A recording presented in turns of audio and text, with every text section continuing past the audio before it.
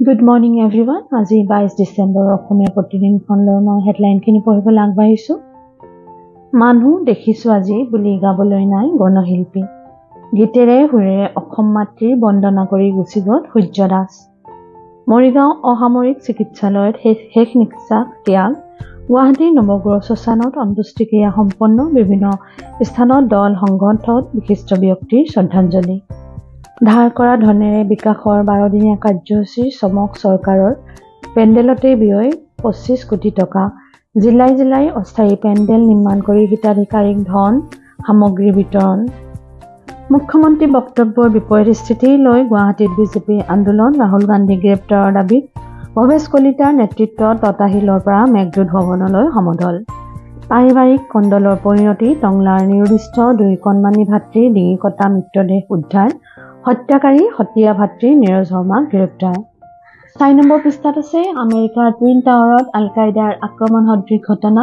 ৰাছিয়াৰ 3 অট্টালিকাত ইউক্ৰেইনৰ ড্ৰোন আক্ৰমণ। 8খন ড্ৰোনেৰে বহুমহলীয়া অট্টালিকাত আক্ৰমণ। ভয়ংকৰ বিস্ফোৰণ। ৰাছিয়াই তীব্ৰ প্ৰত্যাক্ৰমণ কৰাৰ আশংকা। কাছাৰত অল্টো দুৰ্ঘটনাগ্ৰস্ত হোৱা ঘটনাৰ নাটকীয় মূৰ পোহৰলৈ। পৰিকল্পিতভাৱে বৰাক নৈত গাড়ী পেলাই পত্নী কন্যাক হত্যা।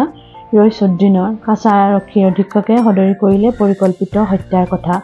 পত্নী হেলিনা বেগম বৰভূঞাৰ পৰিয়ালে দিয়া এজাহাৰৰ ভিত্তিত তদন্ত কৰি উলিয়ালে ঘটনাৰ আঁৰৰ কাহিনী। কেন্দ্ৰীয় জিএছটি পৰিষদৰ বৈঠকত সিদ্ধান্ত। পুৰণি গাড়ী কিনা বেচাত বলৱৎ হ'ব 18% জিএছটি। বিমান ইন্ধন জিএছটিৰ আওতালৈ অনা ৰাজ্যসমূহৰ বিৰোধ।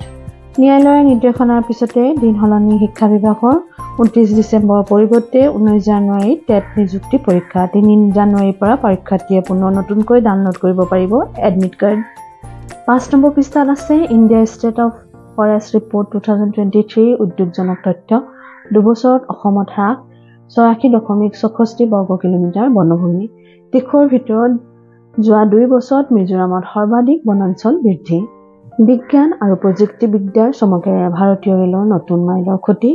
জম্মুৰ পীৰ পাঞ্চালত মুকলিৰ বাবে সাজু বিশ্বৰ উচ্চতম চেনাব নদীত ৰেল সেতু।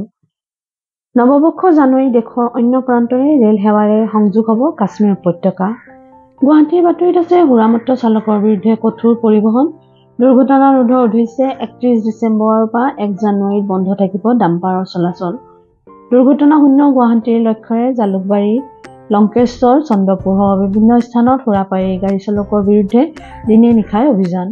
খেলৰ বাতৰিত আছে এমাহৰ ভিতৰতে BCCIৰ শীৰ্ষ 2টা পদ শূন্য।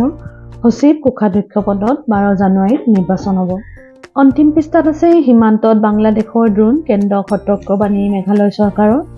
চেৰাপুঞ্জীকে ধৰি দক্ষিণ পশ্চিম খাচী পাহাৰৰ সীমান্তৱৰ্তী বৃহৎ এলেকাত আতংকিত সীমান্তবাসী। এয়া আছিল আজি অসমীয়া প্ৰতিদিনখনৰ মূল হেডলাইনখিনি। আপোনালোকে মোৰ চেনেলটো লাইক আৰু ছাবস্ক্ৰাইব কৰিবলৈ নাপাহৰিব। আপোনালোকৰ আজিৰ দিনটো শুভ হওক। নমস্কাৰ।